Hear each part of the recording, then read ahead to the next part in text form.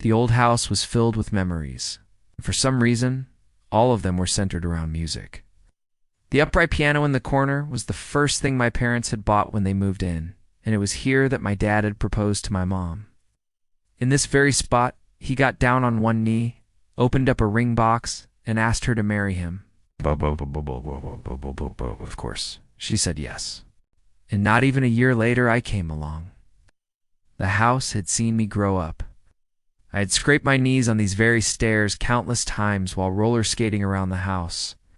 I had practiced my first dance in the living room, the same room where my mom had found out I was going to be born. This house had witnessed every important moment of my life, which is why it felt so right to hold my wedding reception here after marrying the love of my life, James. We had invited everyone we knew and loved. Even though the guest list had been long, the party had gone off without a hitch. My friends and family had danced and partied until late into the night. And then the new married couple had slipped away from all the festivities, unable to take their eyes off each other. We had made love for the first time in that very same bedroom, where my parents had told each other their vows to stay together forever. The morning after, we had woken up just before sunrise and made breakfast together, talking about how perfect everything had been. When the sun rose, we stood at the window in the kitchen and watched as our guests started to leave. We waved to people we knew and called out our goodbyes until the driveway was empty and we were alone again. I looked over at James, who was smiling at me, his eyes shining with happiness. "What?" I asked him, raising an eyebrow. Leaned in and kissed me. "Just thinking," he said when he pulled back, "how lucky I am to have found a woman like you." His words made me blush and I turned away to hide it. I felt lucky to have found him, too. It had been a whirlwind romance, but from the first moment we had met, I knew he was the one. Now standing there hand in hand, watching the sunrise together, I couldn't help but think how incredibly happy I was to be spending the rest of my life with him. "Come on," James said, breaking me out of my thoughts. "Let's go see what kind of mess we left in the house last night." I laughed and nodded. It would take a while to clear out the decorations, so we'd better get started if we wanted to finish today. Walked through the now empty house, I started noticing things. Glasses were lying on the floor where they'd been knocked over during the party. Some decorations were bent and wilted. A few of the petals from my wedding bouquet were on the ground. And then I saw something that made my heart sink. In the middle of the living room floor was a single high heel. I knelt down to pick it up and turned it over in my hands. It was one of mine. One of the worst memories of my childhood came flooding back to me. When I was 12 years old, I had begged my parents for a pair of these shoes. I remember wearing them around the house constantly and dancing around in them until I wore a hole in the soles. The day I had gotten them, I had come straight home from school and ran into my parents' room. "Look," I had said proudly, showing them my new shoes. But instead of praise, I had heard yelling. My dad had been furious. "Where did you get those?" he demanded to know. Mom and I both knew I had stolen them from a store, but neither of us said anything. My dad had always been quick to anger, and I was terrified of what he might do or say next.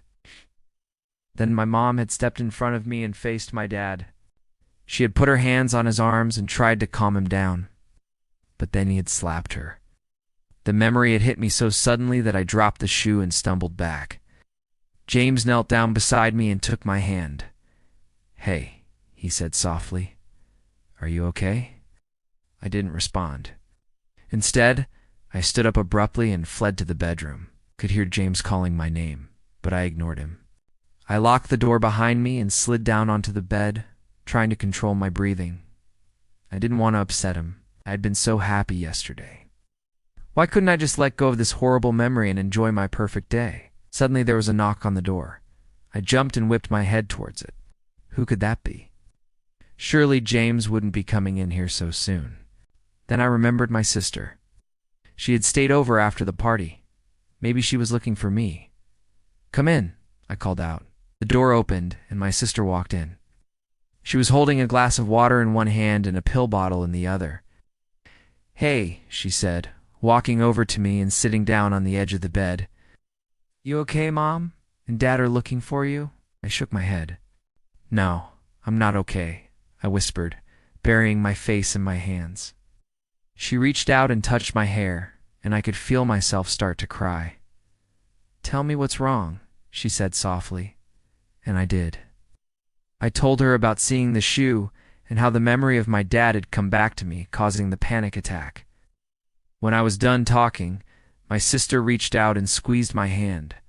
Don't let him win, she said.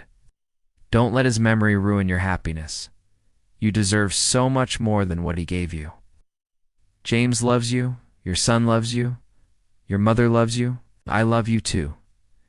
Don't forget that, I nodded, wiping away my tears. I didn't want to be defined by my past.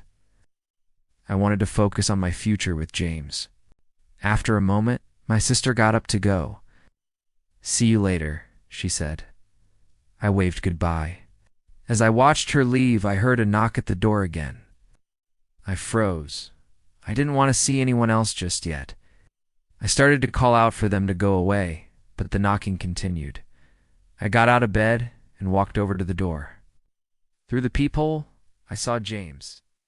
He was looking at me with concern etched on his face. Without hesitation, I unlocked the door and he stepped in. Hey, he said softly. Are you okay? I shook my head. I'm sorry, I whispered. I don't know what's wrong with me. I can't seem to stop crying. He cupped my face in his hands and looked deep into my eyes. It's all right, he murmured. You don't have to pretend to be happy for me. I know something's wrong. I couldn't help but smile a little at that. No one had ever told me that it was okay not to be happy. Usually people would force a smile on my face and pretend like nothing was wrong. But James wasn't doing that. He was being honest and open, and it made me feel safe. He led me to the bed and we sat down together. I told him everything, every secret thought that had been plaguing me since I was a child. As I spoke, I felt a weight lifting from my shoulders. For the first time in a long time, I felt free. When I was done, James wrapped me in the tightest hug ever. I'm so sorry, he said. I had no idea. I shook my head. It's not your fault. It's mine. I should have told you. He pulled back and looked me in the eyes. We'll get through this together, he promised. I won't let him win. I smiled through my tears. Thank you, I whispered. That day, we stayed in bed together and talked for hours. We shared stories and jokes, and we made plans for the future. By the time the sun went down, I felt like a huge weight had been lifted from my shoulders. From that day on, I made sure to never keep anything from James. I learned that it was okay to not be okay, and that it was even okay to ask for help. I also learned that I was stronger than I thought I was, and that I didn't need anyone else's approval to be happy. All I needed was James by my side. Years passed, and I never forgot about my first husband. I still missed him sometimes and wondered what would have happened if things had turned out differently. But I knew that I had made the right decision by marrying James.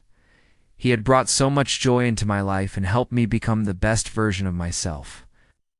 One night, as James and I were lying in bed together, I started hearing a sound. At first I couldn't place it, but then it hit me. It was a voice, beautiful, haunting voice that seemed to be coming from the closet. I froze and stared at James. Did you hear that? I whispered. He nodded slowly. What was that? I asked. James shrugged. I don't know, he said. Maybe it was just a dream. But I knew what I had heard. Every night after that, the singing continued. It was always the same song, a sad, mournful tune that seemed to echo through the house. I became convinced that it was the ghost of my first husband haunting me, wanting me to come back to him. One night, I couldn't take it anymore. I got out of bed and walked over to the closet. I opened the door and stared inside. There was nothing there. The singing continued. I screamed and ran out of the room, tears streaming down my face. James followed me and held me tight. He murmured, "It's all right. It's just a dream," but I knew what I had seen. I knew that I was being haunted. That's when I decided to do something drastic. I called a priest and asked him to come and bless my house. Maybe that would get rid of the ghost. On the day of the blessing, the priest came and walked through the house, sprinkling holy water everywhere. He prayed over me and James and promised that we were protected. But that night, the singing started up again. It was louder than ever, and I could feel the vibrations in my bones. I was so scared that I didn't sleep for days. I couldn't take it anymore. I needed the ghost to stop. Finally, I went to the closet and reached inside. There was a cold spot there, and I could feel the presence of the ghost. I closed my eyes and reached out my hand. "Please," I whispered, "please let me go." Suddenly, I felt a cold breeze on my neck, and then I heard a voice. "Why won't you let me love you?" he asked. "Because I'm already in love with someone else," I replied. "You don't understand. I need to move on, but I love you," he cried. "I will never let you go." The ghost screamed, and the entire closet started shaking. Oh, I was terrified, but I stood my ground. "Leave me alone," I shouted, and then the ghost was gone. The singing stopped, and the house was silent. For the first time in weeks, I slept peacefully that night. But when I woke up the next morning, I knew that the ghost was still there. Every day I could feel his presence around me, but he never made a sound. He was still haunting me, but now he was doing it in silence. I tried to ignore him, but it was impossible. I could feel his eyes on me at all times. I was so desperate to get rid of him that I even considered leaving the house, but that was ridiculous. Why should I have to give up my home because of a ghost? That's when I came up with a plan. I decided to find out what the ghost wanted from me. I spent hours researching old family trees and marriage records until I finally found his name. It was Thomas. Thomas was my first husband. Next, I went to the local library and searched through old yearbooks. I wanted to find a picture of him so that I could get a better sense of who he was. But when I found his picture, my breath caught in my throat.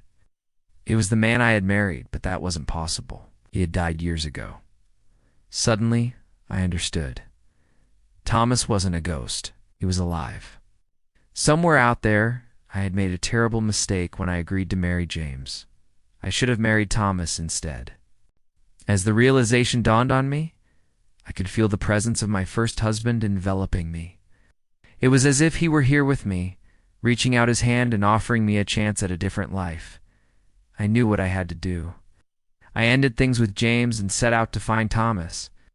It took me months, but eventually I found him. He was living in a small town far away from the one where I grew up. And when we saw each other again, it was like no time had passed at all. We fell back into each other's arms, and I knew that I had made the right decision. Now, years later, I can honestly say that I have no regrets. I'm happy with Thomas and our life together. And although I miss my second husband sometimes, I know that I made the right choice. If you would listen to my advice, you wouldn't be suffering anymore.